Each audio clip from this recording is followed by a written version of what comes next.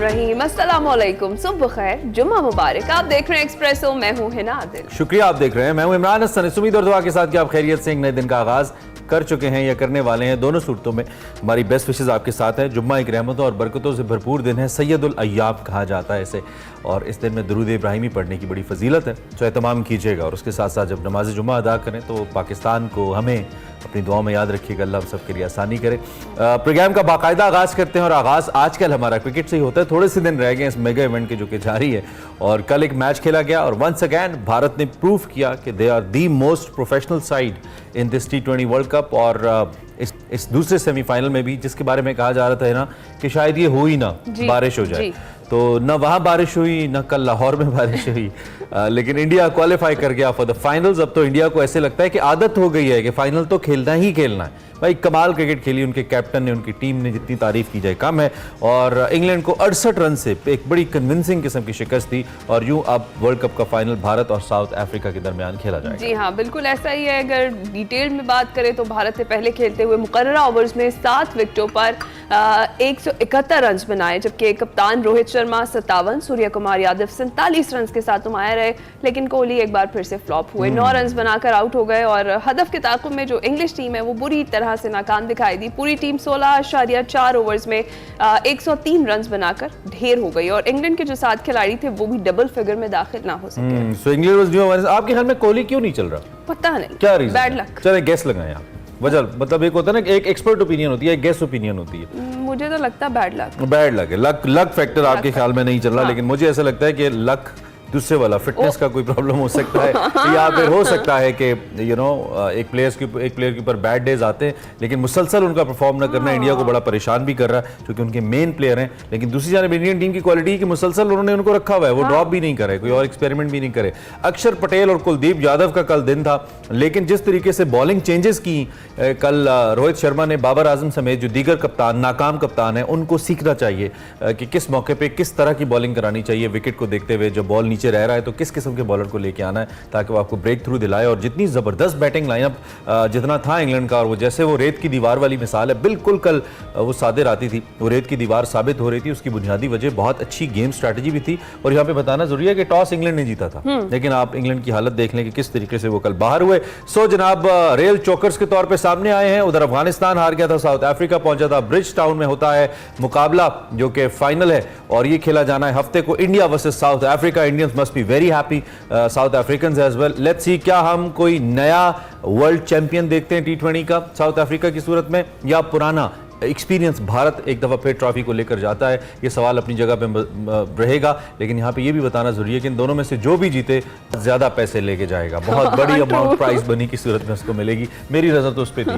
बिल्कुल ऐसे ही। अच्छा इमरान, लग रहा था कि जब अपनी टीम बाहर हुई है उसके बाद बिल्कुल इंटरेस्ट नहीं रहेगा T20 वर्ल्ड कप में, लेकिन जैसे ही सुपर 8 स्टार्ट हुआ और सेमीफाइनल, तो फिर अब तो जो है ना मज़ा आ रहा है मैच देखने का। अच्छी क्रिकेट देखने को मिल रही है। चलिए, क्रिकेट की हमने बात कर ली है, प्रोग्राम में अब बड़ी खबर जरा शामिल करते हैं।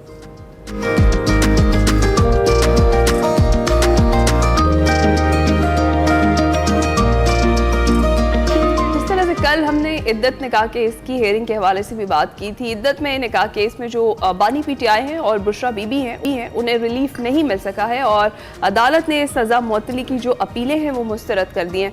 एडिशनल डिस्ट्रिक्ट एंड सेशन जज मोहम्मद अफजल ने कहा कि गुज़िश्ता रोज़ बानी चेयरमैन PTI बुशरा बीबी की सज़ा मुअत्तली पर जो महफूज फैसला था वो उन्होंने सुनाया। तहरीरी फैसले में ये कहा गया है कि दोनों मुल्ज़िमान के पास सज़ा मुअत्तली का कोई जवाज़ मौजूद नहीं है। बुशरा बीबी का खातून होना सज़ा मुअत्तली और ज़मानत पर रिहाई का जवाज़ नहीं है।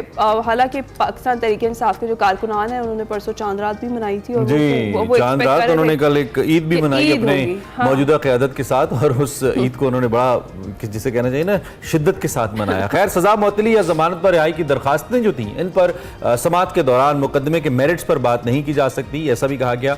दोनों मुल्ज़िमान को दी गई जो सजा है ना तो कलील मुद्दती है और ना ही वो सजा का ज्यादा हिस्सा भुगत चुके हैं। अदालती फैसला आने के बाद जो अपोजिशन लीडर है कौमी असम्बली में तहरीक इंसाफ या सुन्नी इत्तेहाद काउंसिल के उमर अयूब साहब, उन्होंने कहा जी हम हाई कोर्ट में चैलेंज करेंगे। तहरीक इंसाफ कॉल भी दे रही है, एहतजाज भी करेंगे, और उधर जो मखसूस नशिस्तों का मामला है इस पर सुप्रीम कोर्ट में समाअत हुई, जिसकी मजीद अब समाअत बरोज़ पीर 1 जुलाई को रखी गई है। ये भी एक सवाल अब अपनी जगह मौजूद है कि क्या ये सीट्स मिल पाएंगी तहरीक इंसाफ को या नहीं।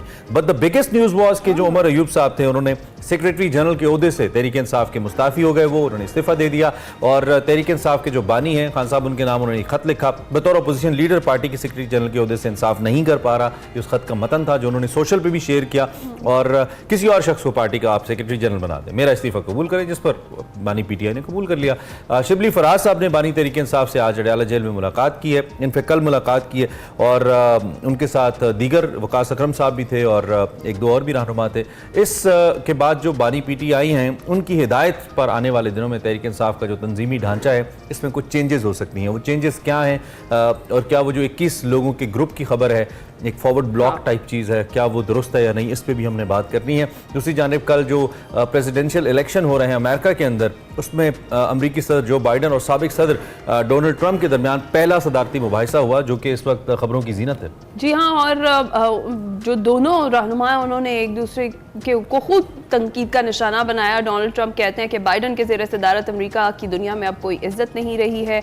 जो बाइडन ने कहा कि जो ट्रंप का दौरे हुकूमत था उसमें अमेरिका तारीख की बदतरीन जो है वो कंट्रीज़ में चला गया, सदारत वो बहुत बुरी थी, मुलाजमतों में कमी हुई, टैक्स छूट से सिर्फ अमीरों को फ़ायदा हो गया, तमाम तर जो बातें हैं ये इस मुबाहिसे का हिस्सा रही हैं। जबकि जो अमरीकी माहिरीन है वो कह रहे हैं कि मुबाहिसे में बाइडन की जो जहनी चुस्ती है और जो ट्रंप की जहनी पुख्तगी है उसका अंदाजा लगाया जाएगा। इस सारी सूरत हाल पर आज हम बात करेंगे, सब कुछ, ये सारे मौजूदात कोशिश करेंगे हमारी गुफ्तगू का हिस्सा हूँ। हमारे साथ माजिद निजामी साहब मौजूद हैं, सीनियर साफी और तजियाकार हैं, उनसे जरा राय लेते हैं। अल्लाह सुबह जरा ज्यादा हार्ड हो जाएगा but okay, we'll try to take it in a different way. I mean थोड़ा सा हम लाइटर एंड के अंदर सख्त बातें डिस्कस करें, ऐसा कर लेते हैं। Majid, thank you very much for joining. I hope आप ठीक ठाक हैं और आपको सुबह बखैर। आपने हमारा इंट्रो तो सुन ही लिया होगा, बहुत सारी खबरें हैं और हमारे इंटरेस्ट की भी बहुत ज़्यादा। एक साफ़ी के लिए तो बड़ा इंटरेस्ट उस वक्त हो जाता है जब नई नई डेवलपमेंट्स हो रही होती हैं, इस बेस पे हमारा बिजनेस चलता है। सबसे पहले मैं तहरीक इंसाफ के अंदरूनी ढांचे के हवाले से जो खबरें आ रही हैं, चूँकि ये समहाउ आपका जो इलेक्टोरल रिफॉर्म्स हैं या इलेक्टोरल डेवलपमेंट्स हैं आपका सब्जेक्ट भी है, इस पॉइंट ऑफ व्यू से ज़रा हमें थोड़ा सा बताइए, क्योंकि उनका वोटर भी कन्फ्यूज है और हम जर्नलिस्ट भी कन्फ्यूज हैं कि what is actually going on, ये हो क्या रहा है। तो आपको क्या लगता है जो इतनी बड़ी बड़ी तब्दीलियां आ रही हैं, कांट छांट हो रही है, कल कारकुनान ने भी बड़ा गुस्से का इजहार किया फैसले के बाद अपनी मौजूदा लीडरशिप के ऊपर और कुछ पुराने लोग भी कर रहे हैं, व्हाट्स गोइंग ऑन, क्या हो रहा है ये तहरीक इंसाफ में? जी बहुत शुक्रिया। ये कई अहम सवालात हैं कि जिनका जवाब बिल्कुल आना चाहिए। तहरीक इंसाफ के अंदरूनी तंजीमी मामलात के हवाले से काफी दिलचस्प खबरें हैं और उनकी वजह ये है कि 9 मई के बाद से तहरीक इंसाफ तंजीमी तौर पर डेफिनेटली टूट का शिकार हो चुकी थी और उसमें कई अहम लोग या सफ़े अव्वल की जो लीडरशिप है वो जा चुकी थी। उसके बाद फिर गिरफ्तारियों का और सियासी इंतकाम का जो सिलसिला शुरू हुआ तो उसके अंदर लीडरशिप में बहुत ज्यादा चेंजेस आई और ग्रुप्स बन गए। खैर वो तो इमरान खान साहब के दौरे हुकूमत में भी थे लेकिन उस वक्त उनको कंट्रोल कर लिया जाता था।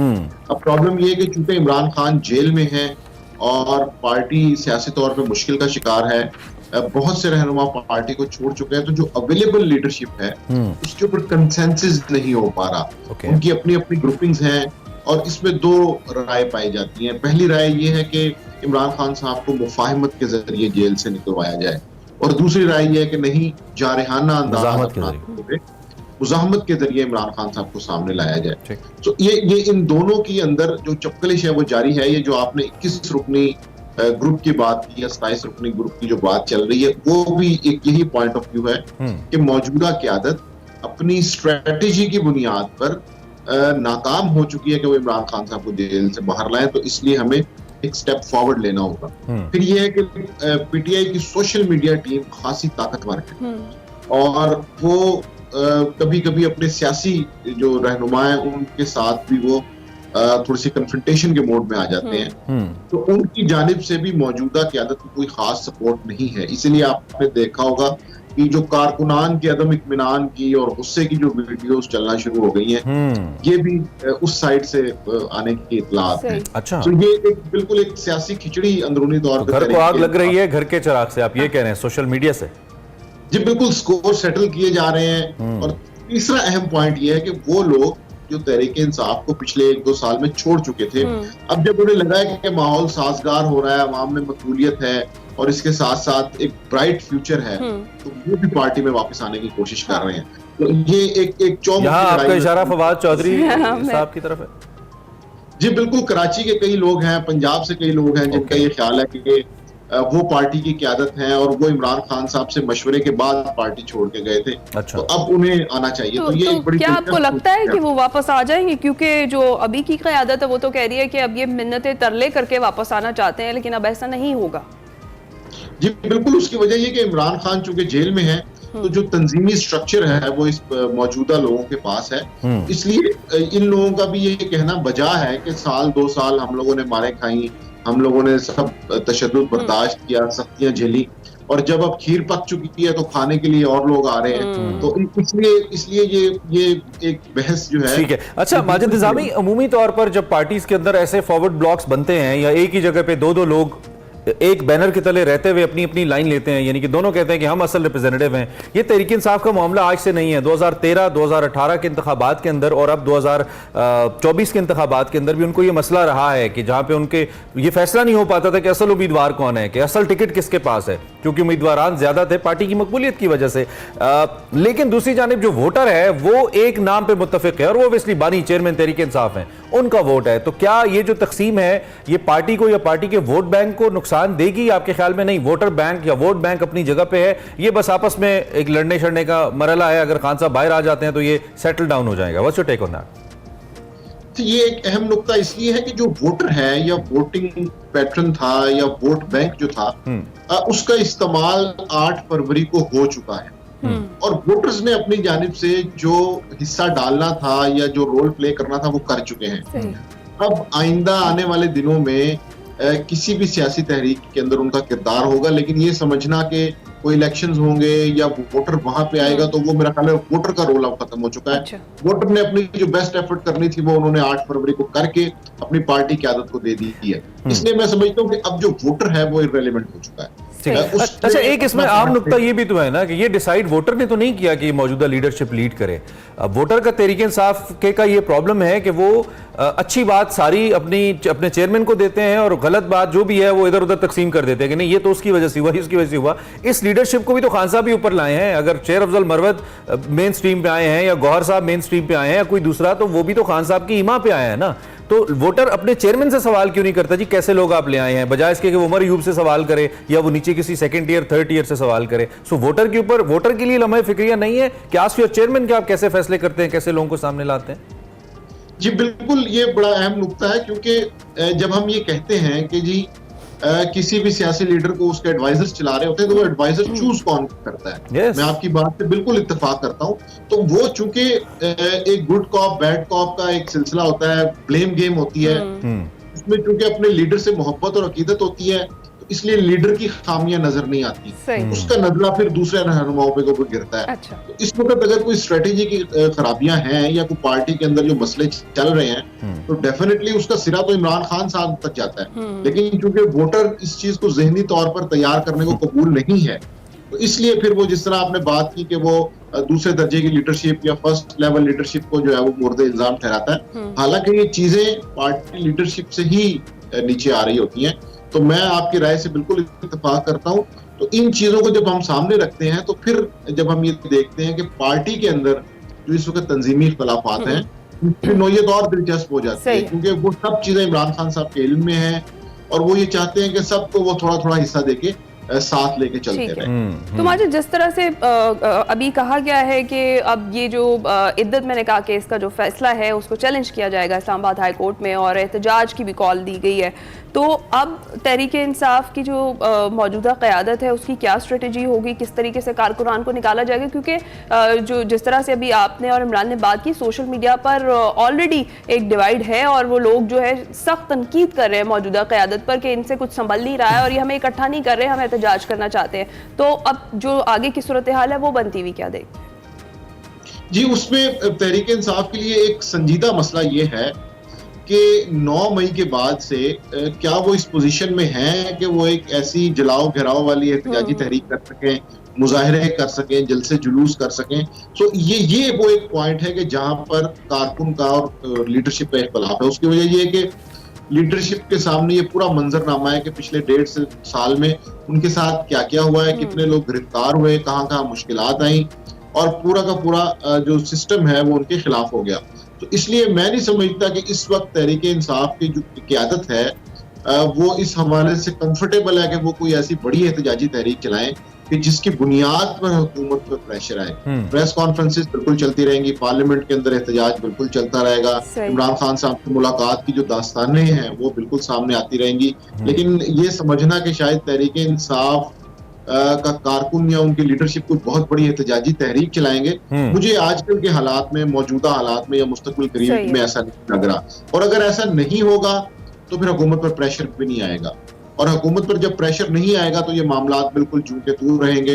इमरान खान साहब जेल में रहेंगे, अदालती फैसले जिस तरह से हो रहे हैं वो डेफिनेटली उनको हम आइसोलेशन में नहीं देख सकते। उसको सियासी मंजरनामे से जोड़ के ही देखा जा सकता है।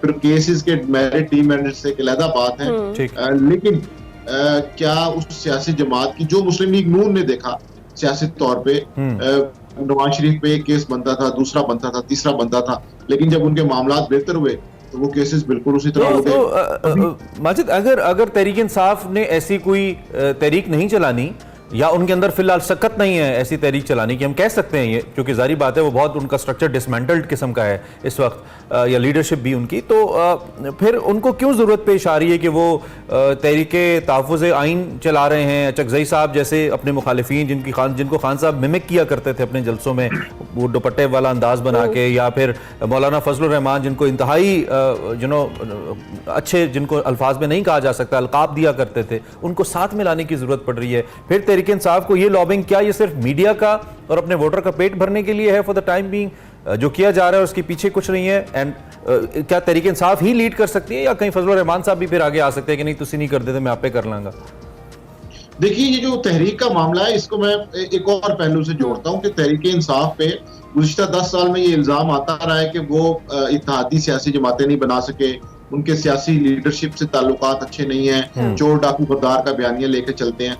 तो शायद उसको काउंटर करने के लिए जब वो लोग ऑपोजिशन में आए तो उन्होंने ये स्ट्रेटेजी अपनाई है, जो कि बेहतर स्ट्रेटेजी है कि आप दूसरी जमातों को भी अपने साथ लेके चलें और ये तासुर पैदा ना हो कि तहरीक इंसाफ आइसोलेशन में चलती है या उसका लीडर किसी के साथ चलने को तैयार नहीं है। तो ये ऑप्टिक्स के हवाले से तो एक बहुत अच्छी मूव है कि आपके साथ कॉम्प्रेस रहनुमा है, आपके साथ मजहबी रहनुमा है जिनके साथ आप चल रहे हैं। सो डेफिनेटली इसका इम्पैक्ट तो है, बट जब हम उसको ग्राउंड से कनेक्ट करते हैं तो उसमें 2-3 मसले नजर आते हैं। एक तो ये कि गर्मी का, शदीद गर्मी का मौसम है, इसमें आप जलसे जुलूस एहतजाजी तहरीक अफोर्ड नहीं कर सकते। तो अगर कोई इस तरह की एहतजाजी तहरीक चलती भी है तो उसके लिए हमें सितंबर अक्टूबर का इंतजार करना, अच्छे मौसम में चलेगी। ठीक है। अच्छा, इसके अलावा एक और भी बड़ा इम्पोर्टेंट टॉपिक है जो 2-3 दिन से जो है वो सियासी मैदान में भी और ऐवानों में भी हम सुन रहे हैं। ऑपरेशन अज़्म इस्तेहकाम के हवाले से बात की जा रही है और इस पर हुकूमत को एक बार नहीं 2 बार, बहुत बार इसके ऊपर वजाहती बयानात भी जारी करने पड़े। खा वज़ीर आज़म ने खुद किया या वज़ीर आज़म ऑफिस के से हो, वजाहत दी गई कि ये जो मौजूदा ऑपरेशन है ये इंटेलिजेंस बेस्ड ऑपरेशन है, जो कि मौजूदा चलते हुए इंटेलिजेंस बेस्ड ऑपरेशंस हैं, उन्हीं में थोड़ी बहुत तौसी है, इसको बिल्कुल ज़रबे टाइप का ऑपरेशन ना समझा जाए। उस पर पाकिस्तान तहरीक इंसाफ यानी ऑपोजिशन की जानिब से बड़ी तनकीद की जा रही थी कि हमें किसी किस्म का जो कॉन्फिडेंस में नहीं लिया गया था इस हवाले से, और इस तरह कोई ऑपरेशन हम चलने नहीं देंगे। इस पर आप क्या कॉमेंट करेंगे? जी, इसमें 2 बड़े अहम नुकात है मेरी राय में। पहला नुकता तो ये है कि जब ऑपरेशन का नाम आता है तो उसकी जो ऑप्टिक्स हैं वो कोई इतनी अच्छी नहीं है। उसकी वजह ये कि हमारे पास जितने ऑपरेशंस की मिसालें हैं उसमें वहाँ के जो लोकल्स हैं वो उससे कुछ सेटिस्फाइड नहीं हुए। उनका ये ख्याल है कि उनकी मुश्किलात में इजाफा हुआ, मुआशी तौर पे, समाजी तौर पे उन्हें उसका नुकसान हुआ। एक तो ये बड़ा अहम नुकता है। दूसरा पॉइंट ये है कि जब इस वक्त जब आपकी पीटीआई के साथ एक कन्फ्रंटेशन है सियासी, एक मुतनाज़ा इलेक्शन के बाद आप हुकूमत में आए हैं, तो इत्तफाक़े राय इन मामलात पर खासा अहम है। हम देखते हैं कि नेशनल एक्शन प्लान बना 2014 में, लेकिन उसकी इम्प्लीमेंटेशन नहीं हो सकी। इसी तरह अब जब ऑपरेशन अज़्म इस्तेहकाम की बात की जाती है तो इसमें एक जो बुनियादी नुकता है वो ये है कि जब इस वक्त जब आपके पास एक सियासी कशीदा हालात हैं तो उसमें हुकूमत को ये चाहिए था कि एटलीस्ट वो 3-4 बड़े बेसिक पॉइंट्स के ऊपर बड़ी सियासी जमातों को एतमाद में लेते और उसके बाद फिर इसको लॉन्च करते हैं। उसकी वजह ये कि जब हम इसको पहले नुक्ते से जोड़ते हैं कि जब ऑपरेशन का जिक्र आता है बलूचिस्तान में या खैबर पख्तूनख्वा में, उसका कोई इम्पैक्ट अच्छा नहीं है। ठीक है, नाम से जुड़ी जो यादें हैं वो और मुख्तसरन माजिद, मेरे पास जस्ट 30 सेकंड्स हैं। ख्वाजा आसिफ साहब की जो स्टेटमेंट है कल की कि हम सरहद पार टीटीपी को निशाना बना सकते हैं, अफगानिस्तान, ये बड़ी क्रिटिकल है और हमने पहले भी बड़ा नतीजा भुगता है। उसका इम्पैक्ट ओबियसली हमारे दीगर अर्बन एरियाज में आता है, सभी शहरों के अंदर। इसको आप कैसे देख रहे हैं स्टेटमेंट को? जी बिल्कुल, उसकी वजह ये कि ये जो अज़्म इस्तेहकाम के हवाले से जो तनकीद है, मेरा ख्याल है उसको न्यूट्रलाइज करने के लिए अब ये ऑप्शंस दी जा रही हैं कि ये अवामी लेवल के ऊपर ये काम नहीं होगा बल्कि टारगेटेड ऑपरेशन होंगे। राइट, चले आपका नैरेटिव अब तक पहुंचा, आपका तजिया बहुत शुक्रिया, आपने अलग सुबह में वक्त दिया और इंतहाई अहम मौज़ूआत पे बड़ा मुफस्सिल तजिया सामने रखा। माजिद निज़ामी हमारे साथ मौजूद थे, हमने पाकिस्तान पॉलिटिक्स, कुछ court cases and then operation Azm Istehkam के हवाले से बात की। ब्रेक लेंगे।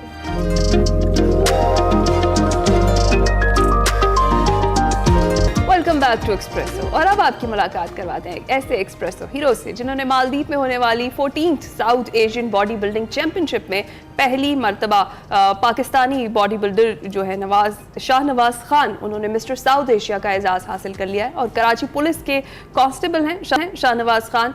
भारत, अफगानिस्तान और मालदीव के तनसाजों को इन्होंने मात दी है और पहली पोजीशन के साथ गोल्ड मेडल अपने नाम किया। और बड़ी बात यह है कि उन्होंने ये टाइटल चैंपियनशिप के मोस्ट फेवरेट और तजुर्बाकार भारतीय जो बॉडी बिल्डर हैं नितिन चंदेला को फाइनल में हराकर जीता है। शाहनवाज हमारे साथ मौजूद हैं। Thank you very much for joining us champion Shahnawaz. आप कैसे हैं? ठीक ठाक हैं? शुक्र है जिंदा आपने। बहुत शुक्रिया, आपने हमें ज्वाइन किया अल्हम्दुलिल्लाह। सबसे पहले हमें इस चैंपियनशिप के हवाले से बताइए, आपने कैसे एक्सेस किया इस चैंपियनशिप को और क्या इसमें आपकी डिपार्टमेंटल सपोर्ट हासिल थी आपको या अपने तय गए आप? नहीं, मुझे अपना दूसरे कोई स्पॉन्सर ने स्पॉन्सर किया था, इनवर्स वालों ने, इनवर्स सोलर वाले, उन्होंने मुझे स्पॉन्सर किया, मेरा टिकट किया। अच्छा। और वहाँ का जो अखराजात थे वो मेरे मतलब डॉलर्स में थे, वो मुझे पूरे किए। उधर स्पॉन्सर किया, मुझे सरकारी सतह पे कोई मतलब स्पॉन्सरशिप मुझे कुछ नहीं थी। ठीक है। तो कब से आप बॉडी बिल्डिंग आपने स्टार्ट कब से की और क्या शुरू से ही as a professional body builder आप अपने करियर को लेकर चल रहे थे या पहले शौक के तौर पे शुरू किया और फिर आपको रियलाइज हुआ कि नहीं मैं अच्छा कर सकता हूं, प्रोफेशनली कर सकता हूं और देन आपने कॉम्पिटिशन्स में जाना शुरू किया? थोड़ा सा इस सफर के हवाले से बताइए। ये सफर मैं 2021 में शुरू किया क्योंकि मैं प्रोफेशनल तौर पे इसमें नहीं आया। अच्छा। नेचुरली अपने आप को मतलब पहले पुलिस में 2019 में भर्ती हुआ तो फिर उसके बाद में शौक उठा मुझे अपने आप को फिट करना है। फिट करते करते बॉडी की इम्प्रूवमेंट अच्छी होती गई। मैंने कहा कि मुझे पार्टिसिपेट करना चाहिए कॉन्टेस्ट में। फिर 2021 से मैंने अपने मुकाबले शुरू करे तो फिर ये 2024 में मैं इंटरनेशनल खेला। अच्छा। वी विश के जिस तरह से आपको शौक हुआ अपनी फिटनेस का पुलिस में रहते हुए हमारे जो दीगर पुलिस उनको भी इसका शौक पैदा हो। और अच्छा शाहनवाज, कैसा लगा जो तगड़ा भारतीय आपका ओपोनेंट था उसको आपने हराया, उस वक्त फीलिंग्स क्या थी? उस वक्त तो फीलिंग्स बिल्कुल अल्फाजों में बयान नहीं हो सकती क्योंकि पाकिस्तान 65 साल बाद अपना टाइटल दोबारा अचीव किया, एशियन टाइटल। तो अच्छा, बिल्कुल कंट्रोल में नहीं थी, मतलब बिल्कुल ही मतलब ऐसा था बंदा बिल्कुल रोंगटे मेरे खड़े हो गए थे क्योंकि पहली चैंपियन बनाना है साउथ एशियन, तो पाकिस्तानी। शाहनवाज, कितनी वेट कैटेगरी थी जिसमें आपको ये एजाज मिला? सबसे पहले तो मेरी अपनी वेट कैटेगरी थी 90 kg, उसमें मैंने अपनी क्लास विन की। फिर उसके बाद चैंपियन तो चैंपियन होता है, हर कैटेगरी का चैंपियन आता है और वो खेलता है, उसमें ओवरऑल चैंपियन डिसाइड होता है, तो उसमें ओवरऑल चैंपियन मैं बना हूँ। अच्छा। तो इसमें जो पॉइंट्स डिस्ट्रीब्यूशन होती है, मैं टेक्निकली इसलिए आपसे बात कर रहा हूं ताकि जो लोग इस वक्त बॉडी बिल्डिंग कर रहे हैं उनको बैनुल-अक़वामी मुकाबले का एक्सपोजर नहीं, आप चूंकि होके आए हैं तो आपको पता है कि जज कैसे किया जाता है। तो जजेस किन पॉइंट्स के ऊपर आपको नोटिस करते हैं? Is it about body cuts, body shape, किस चीज के ऊपर आपको पॉइंट्स दिए जाते हैं? बॉडी तो ओवरऑल देखी जाती है, मतलब के ऊपर चेस्ट तक के, क्योंकि सिमेट्री देखी जाती है बॉडी की, बॉडी का स्ट्रक्चर देखा जाता है, जेनेटिक्स देखे जाते हैं, सेपरेशन देखी जाती है, मसल, मतलब कोई ऐसा पॉइंट नहीं देखा जाता कि यार इसका बाजू अच्छा है, इसका लेग अच्छा है, इसका फेस अच्छा है, कोई एक मखसूस एरिया नहीं देखा जाता। पूरी ओवरऑल बॉडी देखी जाती है, सिमेट्री देखी जाती है, बैलेंस देखा जाता है, उस हवाले से बॉडी बिल्डर को पॉइंट्स मिलते हैं। अच्छा सही। अच्छा, तो शाहनवाज, वैसे पुलिस की जॉब ऑलरेडी बड़ी टफ है, ट्रेनिंग के लिए कैसे टाइम निकालते हैं? बस ट्रेनिंग के लिए तो मतलब 12 घंटे जॉब होती थी मेरी और ट्रेनिंग के लिए मतलब रात में टाइम निकालना पड़ता था, मेरा प्रोफेशन था। और अपनी नीड्स जो होती हैं मतलब बैग में लेके तकरीबन मेरे 7 से 8 नीड्स होते हैं, मेरे बैग में ही होते एनी टाइम मेरे साथ। ग्रेट यार। तो कितना मदद करते हैं ये जबरदस्त किस्म के स्ट्रॉन्ग मसल्स मुजरिमों को और मुलजिमों को काबू करने के लिए पुलिस के अंदर? खेल तो अपनी जगह है। नहीं, वो तो ठीक है, मतलब बंदा फिजिकली स्ट्रांग होता है या कहीं ऐसी जरूरत पड़ जाए, मतलब भागना ही पड़ता है हमें, तो मतलब फिजिकली बंदा स्ट्रांग होता है, स्टेमिना होता है बंदे के अंदर। तो यार आपकी पुलिस की या किसी महकमे की, सरकारी महकमे की तनख्वाह इस लेवल पे इतनी नहीं होती कि आप अपना डाइट प्लान अफोर्ड कर सकें। एक स्पोर्ट्समैन तो बड़ा महंगा उसका डाइट प्लान होता है, उसके लिए अच्छी जिम चाहिए, सारा कुछ। तो आप खुद से मैनेज कर लेते हैं अपने सारे वसाइल को, या इसमें भी कोई आपके पास स्पॉन्सर है, कैसे चलता है? हमारे कोच हैं इधर कराची में, समी के नाम से मतलब जाने जाते हैं, मतलब पूरे पाकिस्तान में अच्छे कोच हैं। उन्होंने मेरी मतलब डाइट के हवाले से बड़ी हेल्प की। उन्होंने आपकी बात की कि वो सरकारी तनख्वाह से नहीं होता, लेकिन मेरे कोच हैं समीउर रहमान नाम है, उन्होंने मेरी डाइट के हवाले से मतलब थोड़ी हेल्प की, फाइनेंशियली मेरी हेल्प की, तब जाके ये मैं अचीव कर पाया। अभी क्या डाइट प्लान है, थोड़ा सा बताइए हमें, क्या खाते हैं सुबह से लेकर शाम तक? सुबह लेके जैसे ओट्स हो गया, ओट्स में ड्राई फ्रूट्स के साथ मतलब ग्रीन टी हो गई, ग्रीन टी के साथ मैं तकरीबन 12 अंडे खाता हूँ। ठीक है। फिर दूसरी मील में मेरे चिकन होते हैं और सलाद होती है, चावल होते हैं, उसके साथ कोई फ्रूट हो गया, कोई छोटा, जैसे आम चल रहे हैं अभी, या वो वाटरमेलन हो गया। फिर उसके बाद दोबारा दलिया, फिर उसके बाद दोबारा ऐसे फिश, और फिर उसके बाद रात में वही डाइट लेनी है, चिकन, चावल और आलू।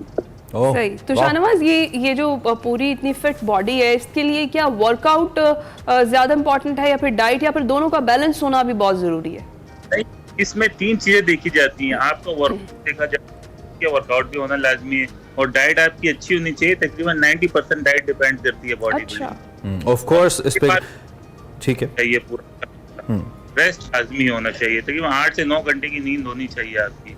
अच्छा, नींद इज वेरी इंपॉर्टेंट। वैसे आजकल हमारे शो में जो भी शख्स आ रहा है फिटनेस के लिए नींद की बात कर रहा है, ये बहुत आम। तो अगर एक तो अपने आप मुस्तकबिल के प्लान्स अब बताएं। माशाल्लाह आपने बहुत बड़ा टाइटल जीता है। अफसोस की बात यह है कि यहाँ पे क्रिकेटर्स एक माड़ा सा मैच आयरलैंड से जीत जाएं तो हम मीडिया पीट देता है कि जी बड़ा कोई कमाल हो गया, और आप जैसे चैंपियन जीत के आते हैं तो शायद एक अदब को हमारा शो है जो उठा लेता है, बाकी तो मीडिया उसको देखता भी नहीं है। ये अनफॉर्चुनेट है। तो एक तो इस पे आपके क्या एहसास है, और दूसरा फ्यूचर प्लान्स क्या है? आप किसी और चैंपियनशिप को टारगेट कर रहे हैं आप? बस इंशाल्लाह ये अगस्त में होने वाली चैंपियनशिप है, ये एशियन चैंपियनशिप है, जिसमें 5 अगस्त से लेके 12 अगस्त तक है ना एशियन चैंपियनशिप है। इसमें मैं पार्टिसिपेट कर रहा हूँ, जिसमें मैं आईजी साहब ने मुझे ब्रीफ किया है कि हम आपको फाइनेंशियली सपोर्ट करेंगे, और उम्मीद है इंशाल्लाह करेंगे। इंशाल्लाह को शुरू करूंगा इंशाल्लाह। फिर नेक्स्ट मेरी चैंपियनशिप है वर्ल्ड चैंपियनशिप, वो है पर में, वो इंशाल्लाह उसमें मेरा इरादा इंशाल्लाह पाकिस्तान को वर्ल्ड चैंपियन बनाना है इंशाल्लाह।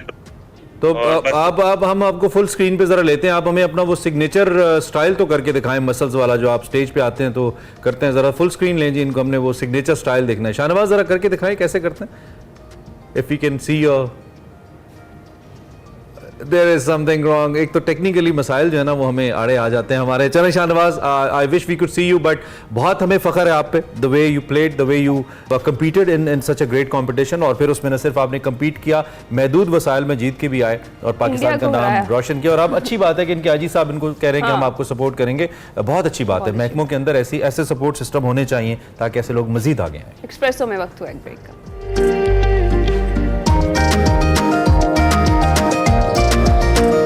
Welcome back to Expresso. Imran, आपको पता है कि मोटरसाइकिल पर मोबाइल फोन इस्तेमाल करना कितना खतरनाक है? बहुत खतरनाक तो है, लेकिन आपको पता है कॉमन कितना? बिल्कुल कॉमन, बहुत ज्यादा। हम अपने डेली मामूलात के अंदर ये देखते रहते हैं कि उमूमी तौर पे लोग बाइक पे जा रहे होते हैं, और न सिर्फ बाइक कान से लगाया होता है, कुछ लोग तो टेक्सटिंग कर रहे होते हैं। एग्जैक्टली, और न सिर्फ बाइक पे बल्कि गाड़ियों में भी फोन इस्तेमाल करना इंतहाई खतरनाक है। इसी हवाले से हमारा सेगमेंट है माइंड मैटर्स, उसमें वकार अहमद मलिक साहब एक टेस्ट के हवाले से बात कर रहे हैं कि अगर वो आप क्लियर कर लेते हैं तो फिर आप चाहे मोबाइल फोन इस्तेमाल कर सकते हैं। देखते हैं वो कौन सा टेस्ट है।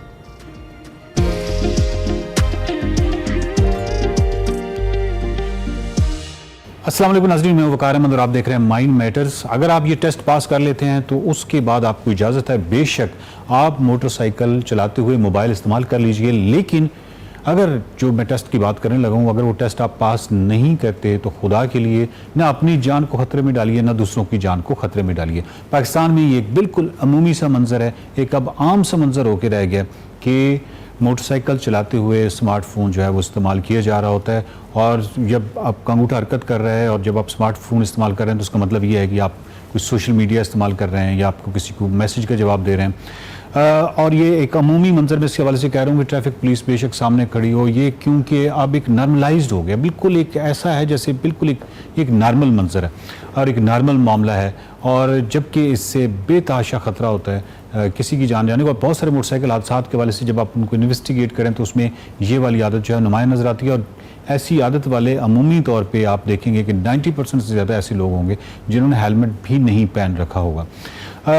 बात यह है कि ये ऐसा हम क्यों करते हैं। सबसे पहले तो इसकी नफसियाती वजह कुछ जानने की कोशिश करते हैं और उसके बाद हम जाएंगे उस टेस्ट की जानिब। हम इसलिए करते हैं कि हम कहीं ना कहीं शुरू की ज़िंदगी में स्पेशली जो टीन एज है और उसके बाद 20s 30s में इनसिक्योरिटीज़ कहीं ज़्यादा होती हैं, अदम तहफ़्फ़ुज़ बहुत ज़्यादा होता है, खौफ होता है, जाप जाने का खौफ, रिश्ता खोने का खौफ, यानी रिलेशनशिप्स के हवाले से या माली अमूर के हवाले से, इन तमाम हवाले से इंसान एक खौफ ज़्यादा होता है और इनसिक्योर अपने आप को फ़ील करता है। और इस हवाले से कोई भी स्टिमुलस, कोई भी ऐसी चीज़ उसको अगर मोबाइल पर आती है तो उसको रिस्पॉन्स और फौरी रद्द-ए-अमल देना ज़रूरी समझता है। जबकि अगर आप देखा ऑब्जेक्टिव अगर एनालिसिस करें इसके तो बिल्कुल कतन ज़रूरी नहीं है, ना कोई आसमान नहीं गिर रहा, कुछ नहीं होता, लेकिन उस वक्त क्योंकि वो फ़र्द जो है वो इनसिक्योर होता है इसी हवाले से, और वो इमोशनल भी है और कॉग्निशन जो है उसकी अकल भी इस हद तक काम नहीं कर रही कि वो इस चीज़ को देखे, इस चीज़ को जांच सके कि वो कर क्या रहा है, यानी उसमें जो रिस्क एवल्यूएशन है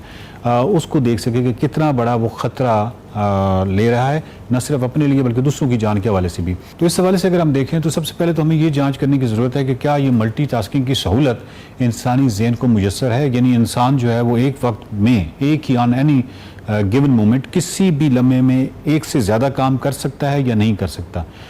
ये मल्टीटास्किंग की जो सलाहियत है इंसान के अंदर मौजूद है या नहीं है। इस सवाल का अगर जवाब हमें मिल जाए तो हमें मालूम हो जाएगा कि वो एक फ़र्द जो है वो एक ही वक्त में मोटरसाइकिल भी चला सकता है और मोबाइल भी चला सकता है। ये बायोलॉजिकली और साइकोलॉजिकली पॉसिबल है और क्योंकि ये पॉसिबल है तो वो चलाता रहे।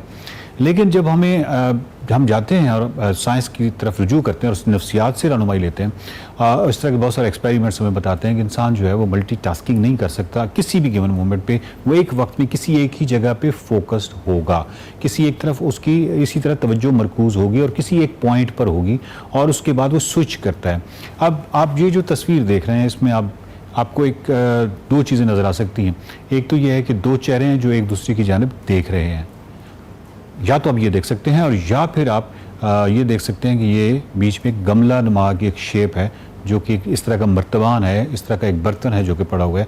आप ये या तो आप एक वक्त में एक ही चीज़ देखेंगे या ये दो चेहरे देखेंगे जो एक दूसरे की तरफ देख रहे हैं, या फिर आप ये मर्तबान या ये जो भी बर्तन नुमा चीज़ है, शक्ल है, ये आप देखेंगे जो दरमियान में है, वाइट।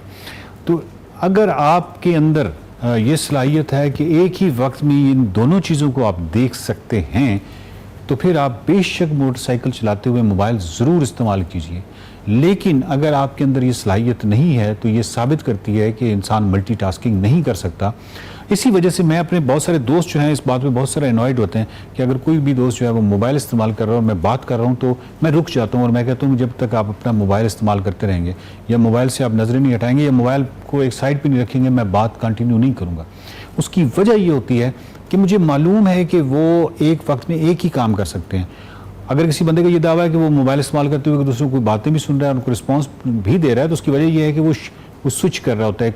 थोड़ी सी बात उसकी पकड़ी जिसकी गुफ्तगू सुन रहा है, थोड़ा सा इस तरफ ध्यान किया और इस तरह वो एक रिस्पॉन्स देता रहता है। लेकिन कतई तसव्वुर ना कीजिए कि आपकी वो 100% बात सुन रहा है, उसमें से वो चीज़ें उठा रहा है, कोई जुमला उठा लिया, कोई लफ्ज़ उठा लिया और इसी तरह वो फोकस जो है वो स्विच करता रहता है। तो इसका मतलब ये है कि इंसान एक वक्त में एक ही जगह पे फोकस कर सकता है। जब भी जितने भी आपने देखा होगा कि वो जो टिकटॉकर्स हैं, बहुत सारे ऐसे सोशल मीडिया की जो ऐप्स इस्तेमाल होती हैं जिसमें आप एक वीडियो बना रहे हैं और किसी खतरे की जगह पे बना रहे हैं, ट्रेन आ रही है या किसी ब्रिज पे हैं, तो ये जो हादसे हैं सब हादसों की सिर्फ एक ही वजह है।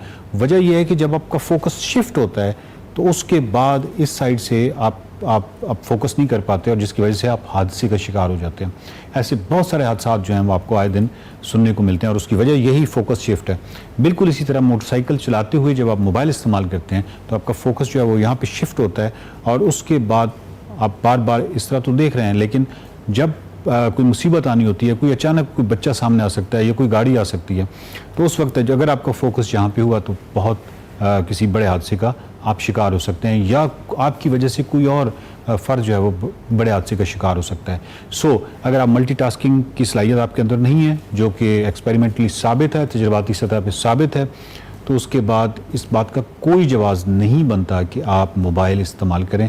अपनी इनसिक्योरिटीज़ और अदम तहफ़्फ़ुज़ के हवाले से और इन खौफों पर काबू पाने की कोशिश कीजिए, और अगर आप वो उसी वक्त सूरत से और फौरी तौर पे रिस्पांस नहीं देंगे तो यकीन जानिए कोई आसमान नहीं गिरने वाला। आपको थोड़ा सा अपने इमोशंस के हवाले से इन चीज़ों पर कंट्रोल करने की ज़रूरत है। इसका फ़ायदा ये होगा कि आप भी किसी मुमकिन हादसे से बचेंगे, और आपकी वजह से या आपकी गफलत और इस मुजरमाना गफलत की वजह से कोई और मासूम इंसान जो है वो भी इस हादसे से बच सकता है। देखते रहिए माइंड मैटर्स।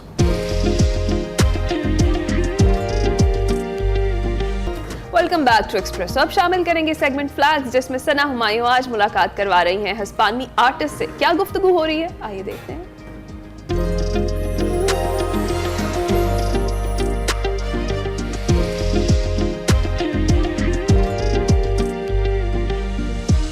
हेलो और अस्सलाम वालेकुम, वेलकम टू फ्लैग्स। और फ्लैग्स की एक और इंटरेस्टिंग एपिसोड में आपको खुशामदीद कहती हूँ। आज मैं आपकी मुलाकात करवा रही हूँ एक स्पेनिश आर्टिस्ट की, जिन्होंने पाकिस्तान को अपनी नज़र से जाना, परखा और अपने कैनवस पर खूबसूरती से उतारा। आइए जानते हैं इनका सफ़र। Gonzalo Ruiz Navarro is with us. I welcome you in Pakistan. मैं आपको पाकिस्तान में खुश आमदीद कहती हूँ। आपने जिस तरह अपने पोर्ट्रेट्स में पाकिस्तान की अक्कासी की, वो काबिल तारीफ है। पाकिस्तान बिल्कुल इसी तरह एक खूबसूरत मुल्क है जिस तरह आपने इन तस्वीरों में दिखाया है। इतने ज़बरदस्त काम पर आप मुबारकबाद के मुस्तहिक हैं। Welcome to Pakistan. Thank you very much. बहुत शुक्रिया। ये हकीकत है कि पाकिस्तान बहुत खूबसूरत मुल्क है, लेकिन ये बात सब नहीं जानते। मैं भी जब यहाँ आया तो पाकिस्तान मेरे लिए किसी सरप्राइज से कम ना था, इसीलिए मैंने आज ये नुमाइश मुनक़िद की है। इस नुमाइश के बाद ये तस्वीरें दूसरे ममालिक में भी जाएंगी ताकि बाकी लोग भी पाकिस्तान की ये मुस्बत तस्वीर देख Another सकें। face of Pakistan. अब अपने बारे में कुछ बताएं। फोटोग्राफी से ताल्लुक आपने कब जोड़ा? ये सफ़र कितना मुश्किल था? Yeah, I was born in Spain. and मेरी studied पैदाइश there स्पेन की fine है, arts. वहीं से मैंने फ़ाइन आर्ट्स में तालीम भी हासिल की। इसके अलावा मैं बहुत से मुख्तलिफ ममालिक में रह चुका हूँ। मैं हर जगह पेंटिंग करता हूँ और लोगों को इस फ़न के बारे में तालीम भी दे रहा हूँ। मैं फ्रांस, स्पेन, इटली, बरतानिया और अमेरिका में भी रह चुका हूँ, और अब आपके सामने यहाँ पाकिस्तान में बैठा हूँ। पाकिस्तान में मुझे 2 साल हो गए हैं। Painting in Pakistan. आपका पाकिस्तान आने का मकसद क्या था? Yeah, well, as you said, I follow my मैं यहाँ wife. अपनी अहलिया के साथ आया हूँ। पेंटिंग मेरा फन है और मैं जहाँ जाता हूँ इस फन को साथ लेकर जाता हूँ। मैं पाकिस्तान में भी इसी मिशन के साथ आया हूँ कि लोगों को अपने फन के बारे में बताऊं और जो उसे सीखना चाहता है उसे सिखाऊं। मैं जब से पाकिस्तान आया हूँ इस मुल्क से मुझे मोहब्बत हो गई है। अपनी पेंटिंग्स के जरिए मैं पाकिस्तान को दिन ब दिन मजीद जानने की कोशिश कर रहा हूँ। With my paintings. आपको पाकिस्तान के लोग, यहाँ की सकाफत और यहाँ का मौसम कैसा लगा? Yeah. Well, the weather in summer. मुझे यहाँ गर्मियाँ बिल्कुल पसंद नहीं आई। इन दिनों में यहाँ बहुत ज़्यादा गर्मी होती है, लेकिन यहाँ के लोग मुझे बहुत पसंद आए। पाकिस्तान और स्पेन की सकाफत में बहुत मुमासलत है। हम भी स्पेन में अपनी फैमिलीज को बहुत अहमियत देते हैं। पाकिस्तान की तरह स्पेन भी एक मेहमान नवाज मुल्क है। इस लिहाज से मैं बहुत खुशकिस्मत हूँ। मैं जिससे भी यहाँ मिला सब ने मुझे इज्जत दी। So the impression with the people is this has been wonderful. इस तख्लीकी फील्ड का इंतखाब ही क्यों आपने किया और आपके काम की थीम क्या है? The idea behind is that you just. मेरी पेंटिंग्स की थीम है फर्स्ट इम्प्रेशन। मैं किसी भी जगह जाता हूँ तो जो पहली तस्वीर मेरी आंखों के सामने आती है मैं उसे कैनवस पर उतार लेता हूँ। इसमें लाजमी नहीं कि मैं हूबहू वही बनाऊं जो मुझे दिख रहा है। यही मेरे फन का राज है। So that's the idea behind my art. आप अपने फन में और अपनी लाइफ में किससे मुतासिर हुए? क्या ये फर्स्ट इम्प्रेशन टेक्निक आपने कहीं से सीखी है? Spain has a rich tradition of painting. Spain में पेंटिंग की रिवायत बहुत पुरानी है। स्पेन के मशहूर पेंटर डियागो वेलास्कस को बहुत से लोग जानते हैं। फिर स्पेन में मोने, पेसारो, सेस्ले और सबसे मशहूर इम्प्रेशन पेंटर हकीन सोरोया को भी सब लोग जानते हैं। हमारी सकाफत में उनके काम अभी भी नुमायां हैं। मैं पेंटर हकीन सोरोया को फॉलो करने की कोशिश करता हूँ। To follow his steps in that sense. मैंने देखा है कि जो ब्रश स्ट्रोक्स आपने इस्तेमाल किए हैं वो इतने आम नहीं हैं, और इसी तरह आपके इस्तेमाल किए हुए रंग भी मुझे मुनफरिद लग रहे हैं। क्या वाकई ऐसा है? Is your signature style? It's a process of मेरे लिए पेंटिंग मेरी जिंदगी का सुकून है। मुझे पेंटिंग करना बहुत पसंद है। आपने बिल्कुल ठीक कहा कि मेरे ब्रश स्ट्रोक्स मुख्तलिफ हैं। यही मेरी पेंटिंग की बुनियाद है। मेरी पेंटिंग्स की खास बात इनका हकीकत के करीब तरीन लगना है। so far that works for me. You have captured the essence of Pakistan. आपने अपने कैनवस पर पाकिस्तान की भरपूर अक्कासी की है। ये पेंटिंग्स बनाते हुए सकाफती ताल्लुक को आप कैसे इंश्योर करते हैं? क्या यहाँ की सकाफत ने आपके काम को मुतासिर किया? How it influenced the art? Yes, in a way, when I came here, जब मैं यहाँ आया तो मुझे शौक लगा। पाकिस्तान वैसा नहीं था जैसा मैंने सोचा था। अब जब मैं यहाँ 2 साल गुजार चुका हूँ, मुझे हर चीज नेचुरल लगती है। मैं अब यहाँ की सकाफत के साथ जुड़ सा गया हूँ और अब पाकिस्तान की सकाफत मेरी पेंटिंग से झलकती भी है। and I hopefully that reflects also in my paintings. If I may ask, what is your इस पूरी नुमाइश में आपका पसंदीदा फनपारा कौन सा है? What would it be? The one that it's वो पेंटिंग जिसे मैंने अपने इनविटेशन पर भी लगाया हुआ है, दरख्तों के बीच में सूरज गुरूब होने की तस्वीर। ये तस्वीर बहुत सिंपल है। ये मंजर कशी मारगला के पहाड़ों की है जहाँ मैं रहता हूँ। मारगला के पहाड़ों की शाम मुझे बहुत पसंद है। ये मेरा पसंदीदा आर्ट वर्क है। So that's one of my favorite pieces. Fantastic. So you have collaborated. आपने इस नुमाइश के लिए PNCA और स्पेनिश सिफारत खाने के साथ इश्तराक किया है। क्या इसके अलावा भी आप पाकिस्तान में किसी प्रोजेक्ट पर काम कर रहे हैं? Pakistan as well? Well, recently I had many. जी हाँ, मैं कोशिश करता हूँ। पेंटिंग के अलावा मैं अपने काम की वीडियोस भी बनाता हूँ। वीडियोस में मैं लोगों को अपना काम करने का तरीका बताता हूँ। अब मैं पाकिस्तानी फनकारों के म्यूजिक भी अपनी वीडियोस में ऐड करने लगा हूँ। मेरा यूट्यूब चैनल भी है। मैंने हाल ही में पाकिस्तान की मशहूर म्यूजिशियन शिजा मकसूद के साथ इश्तराक किया है। वो मेरी वीडियोस के लिए म्यूजिक कंपोज करती हैं। इसके अलावा हम लोग मुख्तलिफ यूनिवर्सिटीज में लेक्चर्स भी देते हैं। Music for one of my videos, and also been offered to give lectures and demonstrations in universities and in schools about my work. That sounds good. You have आपने अपने जबरदस्त काम पर बहुत से अवार्ड्स भी अपने नाम किए हैं। अवार्ड जीतना आपको कैसा लगता है? क्या इससे आपके काम पर मुस्बत असर पड़ता है? Art as well. Well, it's nice to get an award. I think. अगर आपको अपने काम पर अवार्ड्स मिलें तो ये अच्छी बात होती है, लेकिन मैं अवार्ड्स लेने के लिए पेंट नहीं करता। मैं पेंट इसलिए करता हूँ क्योंकि मुझे इस फन से प्यार है। जब आपका काम लोग पसंद करें और उसमें मशगूल हो जाएं, तो यही एक आर्टिस्ट का सबसे बड़ा अवार्ड होता है। Bit of the portion of the sales will go. आपकी इस नुमाइश से जमा होने वाले प्रॉफिट का कुछ हिस्सा चैरिटी में भी जाएगा। चैरिटी करना आपको क्यों पसंद है? क्या आप हमें इसके बारे में कुछ बता सकते हैं? Talk about this cause Yes. and why this is so important for you. Well, I feel that in my life I've been. मैं समझता हूँ कि अपनी जिंदगी में मैं बहुत खुशकिस्मत रहा हूँ, माशी तौर पर भी और बाकी मामलात में भी। मैंने जो चाहा मुझे मिल गया। पाकिस्तान जहां बहुत खूबसूरत मुल्क है, वहीं यहाँ के लोग माशी तंगी से भी दो चार हैं। इसलिए मैंने सोचा कि पाकिस्तान को कुछ वापस किया जाए। इसलिए मैं इस नुमाइश से मिलने वाले प्रॉफिट का कुछ हिस्सा ऐसे जरूरतमंद लोगों तक पहुँचाऊंगा। So that will be a pleasure for me. Wonderful cause and a beautiful exhibition. Thank you very much, Gonzalo, for putting this beautiful picture of Pakistan. Thank you so much.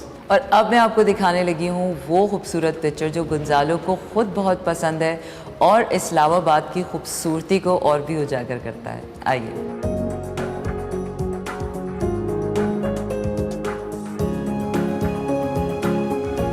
गुंजालो, this is a beautiful. ये बहुत खूबसूरत तस्वीर है।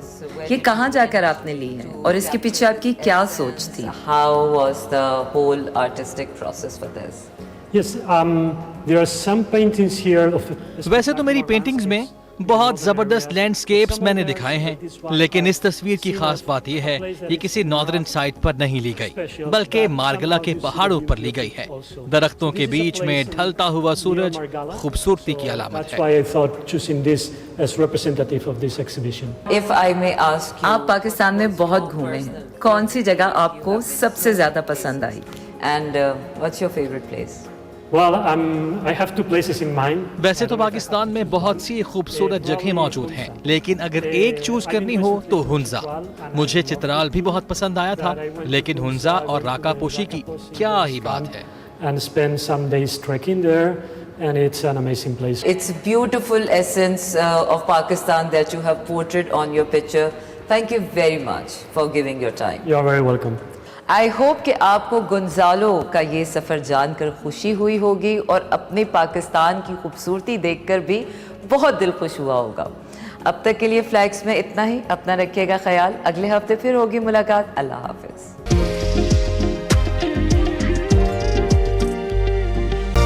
Espresso में एक बार फिर से खुशामदीद। हमने मौसम का जिक्र किया था आज शो के आगाज़ में ही, तो हमने कहा डिटेल में ज़रा इस पर अपडेट ले लेते हैं कि भाई क्यों लाहौर में क्यों नहीं हो रही बारिशें। कराची में बारिश हुई और बताया यही जा रहा है कि बारिश के बाद हब्स बहुत ज़्यादा बढ़ गया है, लेकिन अब पेशगोई की जा रही है कि जी इस्लामाबाद, रावलपिंडी और मरी में भी बादल जमकर बरसे। आज मुल्क के मुख्तलिफ इलाकों में बारिश का इम्कान है या नहीं, इसी सूरत हाल पर हमने बात की। सरदार सरफराज साहब हमारे साथ एज यूजुअल मौजूद हैं और उनसे ज़रा पूछते हैं, आप भी कहेंगे डियर व्यूअर्स, हम रोज आगे कहते हैं बारिश होगी फिर होती नहीं है। फिर जब लोग घर वाले पूछ रहे हैं कि रोज तुम बताते हो, रोज टीवी पे बताते हो रही है नहीं हो रही। सरदार साहब ये क्या हो रहा है सर? हमारी रेपुटेशन खराब हो रही है, दो के कुदरती मसला है, लेकिन जरा बताइए हमें क्या सूरत हाल है सर?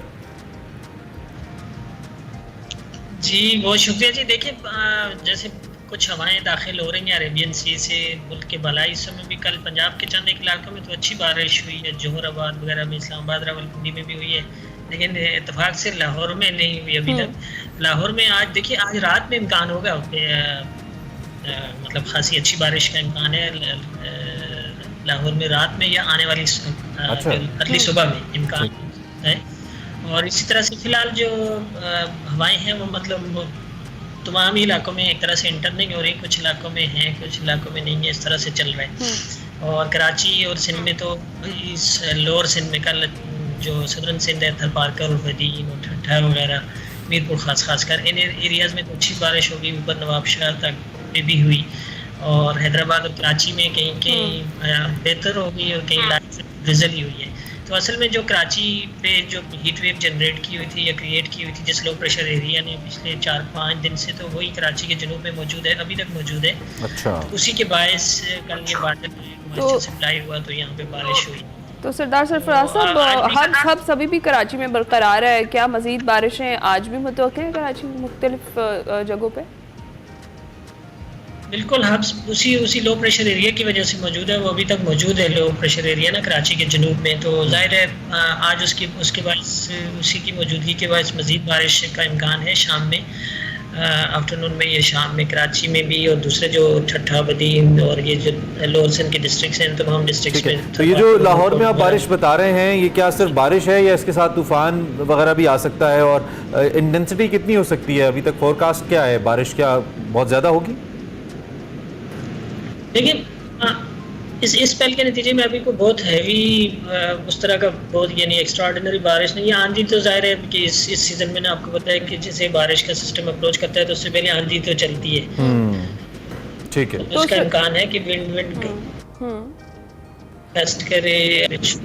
इस्लामाबाद में तेज स्पेल मुतवक्की है, कल किसी वक्त हो सकता है वहाँ पर निस्बतन तेज स्पेल है। लाहौर के गिरदोनवा में है मॉडरेट बारिश है, लेकिन आगे चलकर ये 1 और 2 जुलाई के बाद फिर तेज स्पेल बाकायदा जब मानसून की। तो इससे तो ये साबित होता है सरदार साहब कि बारिश का सच झूठ से कोई ताल्लुक नहीं है, क्योंकि सारे सियासतदान इस्लामाबाद रहते हैं फिर भी बारिश वहाँ बहुत होती है।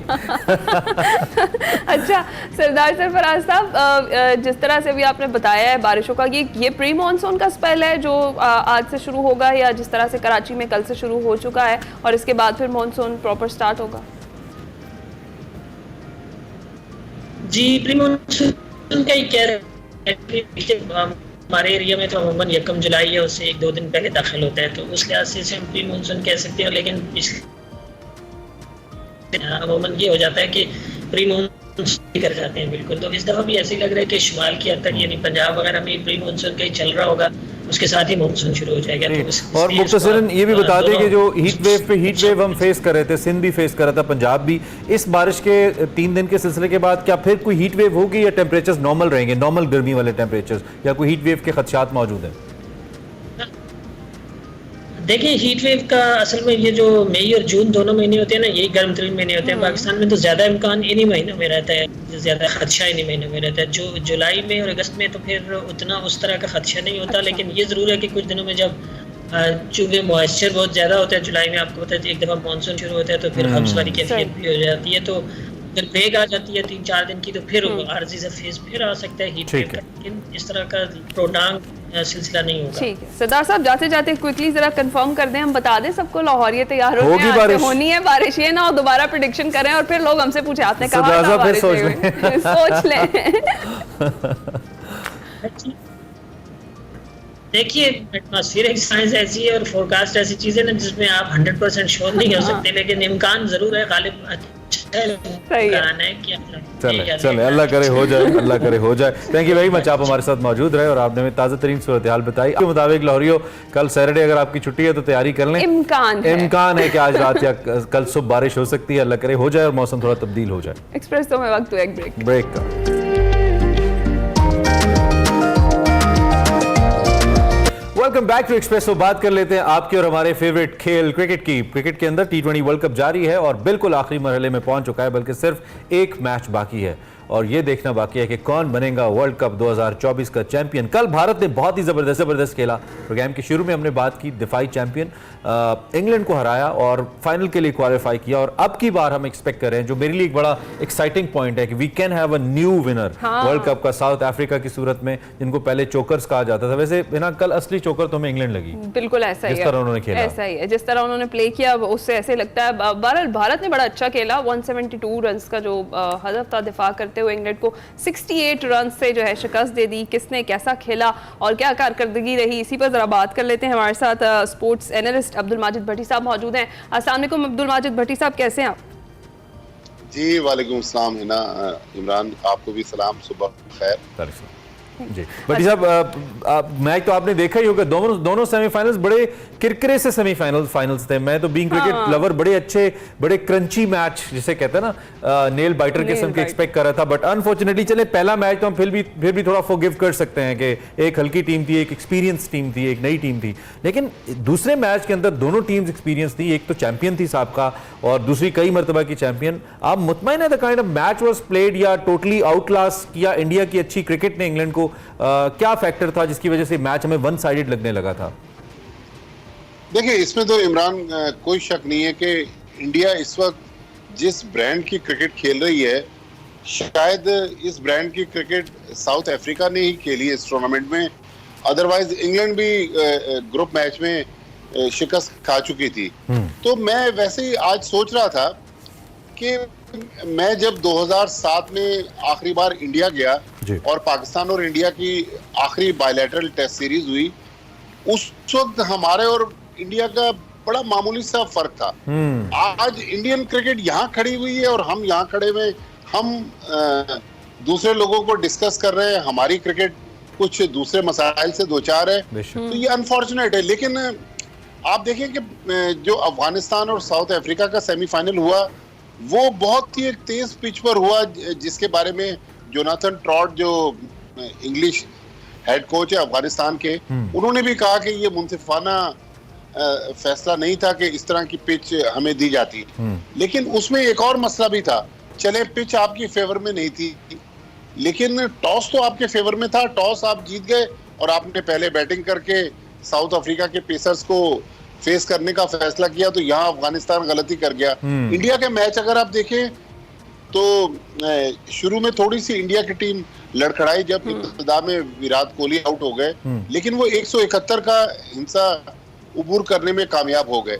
लेकिन आप पिच देखें, वो पिच स्पिन बॉलर्स को मदद दे रही थी, और ये जो कंडीशंस हैं जिस पर हिना और इमरान ये टूर्नामेंट हो रहा है, ये मेरे ख्याल में इंडिया को सूट करती हैं। अच्छा। कि स्लो पिचेस हैं, लो बाउंस है, गेंद स्पिन कर रहा है। पाकिस्तान और इंडिया में इसी तरह की कंडीशंस हैं। अच्छा, हमने तैयारी की थी, हम उन प्लेयर्स को अपनी टीम में वापस लिया है। मैं पाकिस्तान की बात कर रहा हूँ, जिनकी वेस्ट इंडीज में बड़ी जबरदस्त परफॉर्मेंस रही है रिसेंटली कैरिबियन लीग्स में। इत्तेफाक ऐसा था कि हम तो वेस्ट इंडीज जा ही नहीं सके, अमेरिका से हमने वापसी का टिकट कटवा लिया। उन प्लेयर्स ने हमें पहले ही बाहर करा दिया। लेकिन मोहसिन नकवी साहब माशाल्लाह सुना है कि आज वेस्ट इंडीज पहुंच जाएंगे फाइनल देखने के लिए। अच्छा। तो चले पाकिस्तान की रिप्रेजेंटेशन बारबाडोस में फाइनल के मौके पर तो है, प्लेयर्स नहीं, पीसीबी चेयरमैन ही सही। अब ये होगा अब। अच्छा भट्टी साहब, कहा यही जा रहा है कि इंडिया ने 2022 के सेमीफाइनल का बेहतरीन बदला ले लिया है कल के मैच के हवाले से। इसमें कोई शक नहीं कि इंग्लिश टीम जितनी तगड़ी थी और जितने उनके जबरदस्त T20 के प्लेयर्स थे, इंडिया ने आउट क्लास कर दिया। देखिए, इंडिया की जो सक्सेस का राज उनकी जो लीडरशिप है, उनकी बैटिंग है, लेकिन उनकी आप बॉलिंग देख लें, फास्ट बॉलिंग में अगर आप आ जाए तो ऊपर से जसप्रीत बुमराह, कल भी उन्होंने आप देखें कि जॉस बटलर को ऊपर से आउट किया। फिर उनके स्पिनर्स, 3 विकेटें कुलदीप यादव ने ली, 3 विकेटें उनके दूसरे जो स्पिनर थे उन्होंने ली। रविंद्र जडेजा विकेट नहीं ले सके, उन्होंने बॉलिंग अच्छी की। तो इंडियन टीम एक कंप्लीट पैकेज है। अच्छा। मैं थोड़ा सा इस इंडिया और साउथ अफ्रीका के फाइनल में पाकिस्तान का तड़का इसलिए लगा रहा हूँ कि सुबह सुबह का टाइम है, वीकेंड है और लोग थोड़ा सा गर्मी से वैसे ही बौखलाए हुए हैं, तो उनको पता चले कि हमारी क्रिकेट कहाँ खड़ी हुई है। हमने क्या लूज कर दिया इस वर्ल्ड कप में। हमने ये लूज कर दिया कि हम उन स्पिनर्स को लेकर चले गए वर्ल्ड कप में जिन्होंने हमें परफॉर्म नहीं करके दिया। हमें शादाब खान से कोई मसला नहीं। लेकिन भट्टी साहब, though we lost the kingdom but we still have the king. बस अब नाम के किंग रह गए, हम इसी पे इत्तेफाक कर रहे हैं और इसी पे खुश हो रहे हैं कि हम किंग हैं। देखिए, इस किंग से हमें कोई फायदा नहीं है इमरान जी, ठीक है। हमें तो 25 रन वाला प्लेयर चाहिए, लेकिन वो 25 मैच विनिंग रन होने चाहिए। और ऐसा प्लेयर भी, ऐसे प्लेयर्स भी चाहिए जो रिस्पॉन्सिबल हों। आपने जो कि जिक्र छेड़ ही दिया, तो मैं जरा इसी ट्रैक पे थोड़ा सा रहते हुए, वहाब रियाज साहब ने एक रिपोर्ट पेश की, उन्होंने वो कर्फ्यू टाइम का तस्करा किया। आप चूंकि कराची में, मुझे पता नहीं लाहौर में होने के बावजूद कराची ज्यादा क्रिकेटिंग न्यूज का मरकज लगता है। आई डोंट नो व्हाई, खासतौर पर जब इंटरनेशनल क्रिकेट हो रही हो, मुझे लगता है आपके पास कुछ ज्यादा बेहतर होगा इस हवाले से। ये जो खबरें डिसिप्लिन के हवाले से हैं, और पाकिस्तानी टीम को डिसिप्लिन का मसला हमेशा से रहा है और हर वो टीम सफर की है, भट्टी साहब आप अग्री करेंगे, जिसके अंदर डिसिप्लिन के मसाइल रहे हैं। और इंडियन टीम की one of the best reasons to win is कि उनके अंदर डिसिप्लिन के मसाइल बहुत कम हैं, इंटरनल हैं अगर कुछ है भी तो। इस पे आप क्या कहेंगे? देखिए इमरान, इसकी बेसिक वजह ये है, वैसे लाहौर में भी हमारे बड़े अच्छे दोस्त, अच्छे जर्नलिस्ट हैं। जाहिद मकसूद साहब आपके ही चैनल में हैं, वो हमारे बड़े देरीना दोस्त हैं। उन्होंने भी बड़ी बड़ी खबरें ब्रेक की, लेकिन इत्तेफाक है कि कराची वाले थोड़ी नाराजगी मोल लेने से कतराते नहीं है। देखिए, जब आप खबर देंगे तो फिर लोगों से आपकी नाराजगी होगी। हमारे जो 1100-1200 किलोमीटर दूर दोस्त बैठे हुए हैं, वो थोड़ा सा, हम भी जब जाते हैं तो जाहिद साहब लिबर्टी में हमें नाश्ता जरूर करवाते हैं, तो वहाँ जरा लाहौर का कल्चर डिफरेंट है। लेकिन अब हमारी क्रिकेट का अलमिया ये है कि वहाब रियाज साहब ने रिपोर्ट तो दे दी, रिपोर्ट में बज़ाहिर तो सब अच्छा है कि रिपोर्ट है, और एक कहा यह जा रहा है कि चूंकि वो सीनियर मैनेजर थे, क्रिकेटिंग मामलात पर बाबर आजम की रिपोर्ट इंपॉर्टेंट है, गैरी कर्स्टन की रिपोर्ट इंपॉर्टेंट है और अजहर महमूद की रिपोर्ट इंपॉर्टेंट है। मेरा सवाल ये है कि वहाब रियाज साहब के लिए, जब वहाब रियाज साहब, मोहसिन नकवी साहब चीफ मिनिस्टर थे पंजाब के 14-15 महीने, वहाब रियाज उनके साथ स्पोर्ट्स मिनिस्टर रहे। फिर जब वो पीसीबी में आए तो उनको सिलेक्शन कमेटी में लेकर आ गए, फिर उनको सीनियर मैनेजर का ओहदा, मैनेजर की मौजूदगी में उनके लिए तख्लीक किया गया। अगर वो वाकई एडमिनिस्ट्रेशन के मामलात को देख रहे थे तो वो किट पहनकर ग्राउंड में क्या कर रहे थे? हमने तो उनको कई बार देखा, वो प्लेयर्स के साथ नेट सेशन में भी खड़े होते थे। बॉलर्स को, जो मेरी इतलात हैं कि फास्ट बॉलर्स की कोचिंग में भी वो उनको टिप्स देते थे। ज़ाहिर है फॉर्मर टेस्ट क्रिकेटर है, तो मेरे ख्याल में हमारे यहाँ बास चीजें गैर जरूरी तौर पर मुसल्लत कर दी जाती हैं। मैं ये नहीं कह रहा कि पाकिस्तान टीम में इनडिसिप्लिन का मामला था, लेकिन क्रिकेटिंग डिसिप्लिन का तो इशू था ना, कि हमने अबरार को क्यों नहीं खिलाया। अगर अबरार फिट नहीं था या अबरार अच्छा नहीं था तो हम क्यों 15 में उनको तो भट्टी साहब क्या हम अभी इन सारी जो कि आप जैसे जो सीनियर एनालिस्ट हैं वो जिक्र तो कर रहे हैं माशाल्लाह और वो अपना काम बखूबी कर रहे हैं, जो कि हमें क्रिकेट से प्यार है, अपनी जॉब से तो प्यार है ही जो हम बतौर क्रिकेटिंग एनालिस्ट या स्पोर्ट्स जर्नलिस्ट कर रहे हैं, लेकिन हमें क्रिकेट से प्यार है, गेम ऑफ द क्रिकेट हम चाहते हैं कि अच्छी हो और वो कहीं पर भी बुरी होगी तो हम ऑब्वियसली उसको क्रिटिसाइज करेंगे। इसके बाद क्या क्रिकेट बोर्ड में अब वो इदराक है या वो राइट वे के अंदर मुरम्मत का आगाज हुआ है? क्योंकि नकवी साहब तो उन्हीं लोगों के साथ बैठ के मीटिंग्स ले रहे हैं जिनको आम आदमी या एक्सपर्ट्स जिम्मेदार ठहरा रहे हैं कि ये लोग रीजन है इस सूरत हाल की। तो आपके ख्याल में कोई आगाज हुआ है सारी सूरत हाल के बाद या महज मीडिया का पेट भरा जा रहा है खबरों से और हेडलाइन से? देखिए इमरान, ये बड़ा अनफॉर्चुनेट है कि आज हमारा वो खेल जिसमें हमने दुनिया के बड़े बड़े एजाजात जीते वो नीचे जा रहा है। खुदा न खास्ता अगर इस खेल का हाल भी हॉकी और स्क्वाश की तरह हो गया तो फिर ना आप हमें अपने शो में लेंगे, ना वर्ल्ड कप और एशिया कप के मौके पर बड़े बड़े ठीक है हाँ शोज होंगे, तो ये हमारी दुकानें भी बंद हो जाएंगी ना। लेकिन मेरे ख्याल में कल मैं फुटेजेस वो पुरानी देख रहा था, वो लोग जो कल ज़का अशरफ के दाएं बाएं बैठे हुए थे, उससे पहले नजम सेठी के दाएं बाएं बैठे हुए थे, आज मोहसिन नकवी साहब के भी दाएं बाएं बैठे हुए। मेरे ख्याल में मोहसिन नकवी साहब को मुझे उनकी नीयत पे शक नहीं है, वो क्रिकेट को बेहतर करना चाहते होंगे, लेकिन जब तक वो अपने मुशीरों को बेहतर नहीं करेंगे, तब्दील नहीं करेंगे, मेरे ख्याल में पाकिस्तान की क्रिकेट बेहतर नहीं हो सकती। तो आप ये कह रहे हैं कि जिस तब्दीली का वो जिक्र कर रहे हैं या वो कह रहे हैं कि वो करनी पड़ेगी, सर्जरी तो खैर हमने सुना कि उन्होंने कहा इसका मैंने जिक्र नहीं किया, वो उन्हें अपने आसपास से ही पहले शुरू करनी पड़ेगी। मैं तो कह रहा हूँ कि सर्जरी जरूर करें, लेकिन सर्जन कौन है? हाँ। मतलब ऐसे ना हो कि कोई अताई डॉक्टर आ जाए ना, अताई डॉक्टरों का फिर आपको पता है कि मरीजों की क्या हालत करते हैं। मेरे ख्याल में पाकिस्तान का यही वो खेल है जिसमें हमारी 24-25 करोड़ अवाम हारने के बावजूद कल रात अब इंडिया इंग्लैंड के मैच की पाकिस्तान में क्या इंपॉर्टेंस है, लेकिन लोग चूंकि इस खेल से प्यार करते हैं, रात को 1 बजे तक टीवी चैनल्स के सामने, टीवी स्क्रीन के सामने बैठकर मैच देख रहे थे। तो ये जो तफरी अगर हम छीन लेंगे अपने लोगों से, तो मेरे ख्याल में मोहसिन नकवी साहब को चाहिए कि सख्त फैसले करें।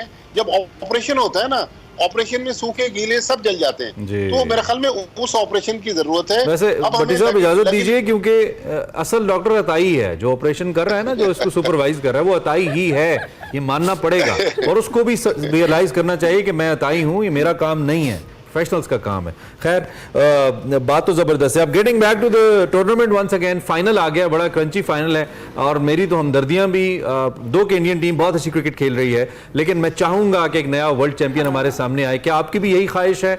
कैसा फाइनल देख रहे हैं आप? और यस, रेन भी एक्सपेक्टेड है इस फाइनल के अंदर भी। देखिए मेरी भी बिल्कुल यही ख्वाहिश है कि साउथ अफ्रीका जीते, बल्कि पाकिस्तान की पूरी कौम की ख्वाहिश है कि नया चैंपियन आए। वो इसलिए नहीं कि साउथ अफ्रीका के ऊपर जो चौकर्स का टैग है वो हट जाए, वो इसलिए कि इंडिया के साथ हमारी जो रकाबत है हम पहला मैच तो वो पाकिस्तान से 6 रन से जीते ना, उसके बाद जो उनका सफर चला तो आप देखें कि इंडिया ने बाकी टीमों को आउट क्लास कर दिया। उस 6 रन के मैच के अलावा सारे मैच उन्होंने बड़े मार्जिन से जीते। उसके मुकाबले में आप साउथ अफ्रीका को देखें, 8 में से 6 मैच उन्होंने नेल बाइटिंग मैचेस थे। बहुत सनसनीखेज मुकाबले के बाद बहुत आखिरी मरहले पे आके साउथ अफ्रीका जीता। इवन नेपाल के खिलाफ वो हारते हारते 1 रन से जीते। तो मेरे ख्याल में कोई भी जीते, अगर साउथ अफ्रीका जीत जाए तो नया चैंपियन आ जाएगा, लेकिन एक अच्छा फाइनल होना चाहिए क्योंकि सैटरडे का दिन है। लेकिन बारिश में जिस तरह ये टूर्नामेंट करवाया गया है, एक तो देखिए बारिश का फैक्टर है, किस आईसीसी ने इस चीज को अहमियत नहीं दी कि उस वक्त वेस्ट इंडीज का वेदर क्या होगा, अमेरिका का वेदर क्या होगा, फिर पिचेस की जो क्वालिटी है, मेरे ख्याल में लेवल प्लेइंग फील्ड मिलनी चाहिए सारी टीमों को। बहुत अनफॉर्चुनेट रहा है और इसने टूर्नामेंट के अंदर एक मोमेंटम नहीं बनने दिया, आई बिलीव नहीं बनने दिया। ठीक है भट्टी साहब, thank you very much. Let's see who receives this 2.45 million $। मेरी तो उस पर भी नजर है, गरीब इकॉनमी रखने वाले मुल्क का शहरी हूँ, तो मैं तो ये भी चाहता था कि कुछ डॉलर्स वहां से आ जाते, हमारे मुल्क में नहीं आए, बाबर आजम एंड कंपनी नहीं लेके आ सकी, और वो $1 लाख जो पर प्लेयर मिलने थे मोहसिन नकवी साहब के, वो भी उधर ही बच गए क्रिकेट बोर्ड के। देखते हैं क्या होता है। थैंक यू वेरी मच, आपने हमें वक्त दिया और इस अहम मौजू पे हमारे साथ बात की। यहाँ लेते हैं एक ब्रेक।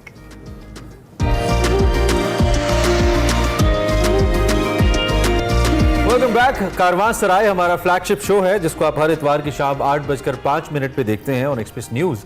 और इसमें ओबियसली मुस्तनसर हुसैन तारर साहब अपनी ज़िंदगी के मुख्तलिफ किस्से, अपने तजर्बे अपने तौर पे बताते हैं और अपने अंदाज में बताते हैं। इस वक्त तारर साहब डेल्फ शहर में मौजूद हैं जो कि हॉलैंड का एक शहर है, and he is saying hello Holland through delve, being in delve. और क्या वहाँ पे उनकी कार्रवाइयाँ हैं, कारवां सराय वहाँ पे कैसे इस वक्त चल रहा है, इसकी कुछ झलकियाँ हमारे पास आपको दिखाते हैं। मैं नीली रोशनियों के शहर डेल्फ्ट में, और वो क्या कहते हैं कि कौन जाए दिल्ली की गलियां छोड़ के, तो हम कहते हैं कि कौन जाए लाहौर की गलियां छोड़ के। लेकिन यकीन कीजिए कि डेल्फ्ट की गलियां भी छोड़ के जाने को जी नहीं चाहता। आप बैक पे जो देख रहे हैं एक पुरानी इमारत और दरिया, और उसके साथ एक बहुत खूबसूरत पुल है सफेद रंग का। और ये पुल की साख जरा सी आपको अजीब लग रही है, क्योंकि ये पुल जो है ये डेल्फ की उस तस्वीर में है जो वर्मीर ने बनाई थी, और ये 450 साल हो गए हैं तकरीबन। ये उसी हालत में है, इसको रीबिल्ड किया गया है, लेकिन इन्होंने उस तस्वीर को ओरिजिनल जिस तरह, जहाँ से मुझे नहीं मालूम, आई एम श्योर के यहीं कहीं इर्द गिर्द वर्मीर ने अपना ईजल सेट किया होगा, और उस ज़माने में ये बिल्डिंगें तो नहीं होंगी। और वर्मीर पैदा हुआ 1632 में, और छोटे से घर में यहाँ रहता था। 1.25 दर्जन बच्चे पैदा किए। मेरा ख्याल उन दिनों महकमा नहीं होता होगा फैमिली प्लानिंग का, और उसमें से 3-4 फौत भी हो गए। टोटल उसने जो तस्वीरें बनाई वो 60 बनाई। जितनी कामलियत, जितनी तफसील वो करता है, यानी मतलब है कि जो अगर एक मिल्क मेड को पेंट कर रहा है तो उसमें से जो वो दूध जो है उंडेल रही है, वो दूध की धार जो है आप महसूस करते हैं कि वो नीचे उसमें बर्तन में जा रही। उसके जो मिल्क मेड है, उसके जो कपड़े की है सतह, उसको आप महसूस कर सकते हैं। अजीब हैरतनाक पेंटर। और मैं समझता हूँ कि ये जो कामलियत है वर्मीर में, यानी एक एक चीज़ बहुत बारीकी और नफासत से उसको बनाना, और बाज़ औक़ात तो सिर्फ एक धब्बा लगाना और धब्बे से एहसास होना कि ये एक मोती बन गया है या पानी बन गया है। रेमलैंड की आप तस्वीरें देखें, उसमें जितने लिबादे हैं लोगों के, वो यूरोपियन नहीं है, वो सब के सब ईस्टर्न है। सो के उसकी टर्बन जो है, बाकायदा पगड़ियाँ हैं उसके मुख्तलिफ किरदारों ने जो पहन रखी हैं, उनकी आप डिटेल देखें कि किस तरह मतलब उसने डिटेल उसकी बयान की है।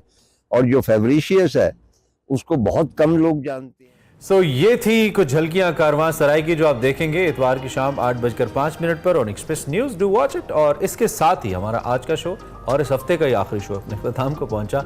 आपसे इंशाल्लाह ऑन मंडेज दोबारा मुलाकात होगी। बहुत अच्छा सा वीकेंड गुजारिए।